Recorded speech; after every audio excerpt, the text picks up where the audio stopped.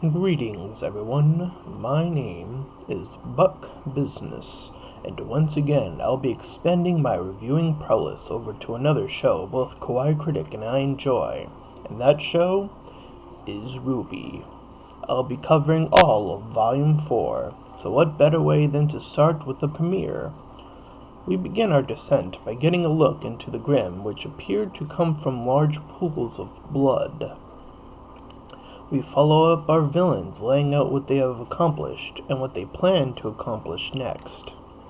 This scene was a little disappointing, as the most interesting character, being Cinder, in my opinion, is reduced to not being able to speak. I honestly still can't figure out how she lost her voice only after shouting once to a light power source that came from Ruby's power. The next scene is, well, it actually feels pointless. We see this new farmer guy, and he does some farming stuff, and that's it. And fellow watchers, you should be lucky that Kawaii Critic isn't around. After all, he'd probably just ship the farming guy with himself, or RWBY, for unknown reasons.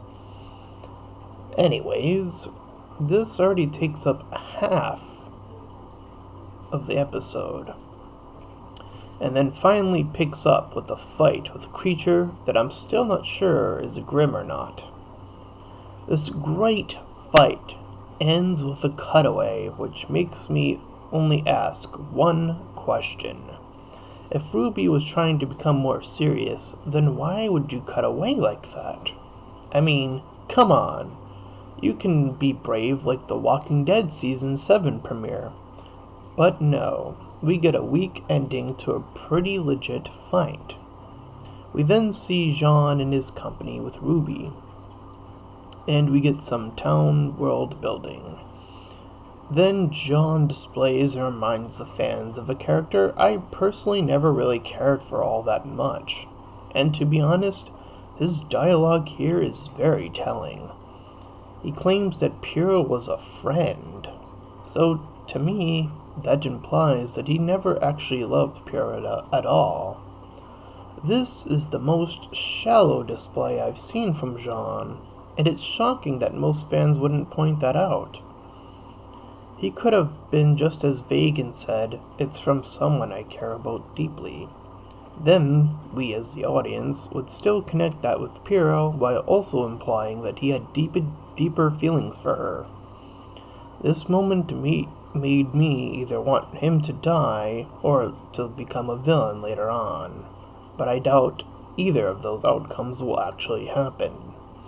So, as this episode wraps up, I only find more flaws. To end this premiere, we get to see Weiss sitting there and being told she needs to speak with her father, and that's it. So, in all, I must admit that this premiere felt extremely weak. Every scene seemed to display some sort of disappointment. I really truly hope that this season picks up fast. After all, I want Syndicate X versus RWBY, the Syndicate X versus RWBY project to mean something, if I can get that started. I know upon seeing it would alleviate some of Kawaii Critic's depression. I suppose the comical moments were good, but there only seemed to be two of them, that being the name discussion and RWBY laughing at Jean for wearing a sweater. I hope that RWBY can find that balance and build much better villains as opposed to the overdramatic loony guy and the underwhelming other rather generic looking guys. I don't want to see the comedy die off altogether, and yet I want the action to mean something a bit more by now. It's a lot to ask for, but if there's any show that I think can pull it off, it's RWBY. I know this review was a bit harsh, but I feel like the team can do better. Anyways, I'm Buck Business, and if you somehow like this video and aren't a RWBY fan that wants to kill me after hearing this, then please feel free to like, comment, and subscribe.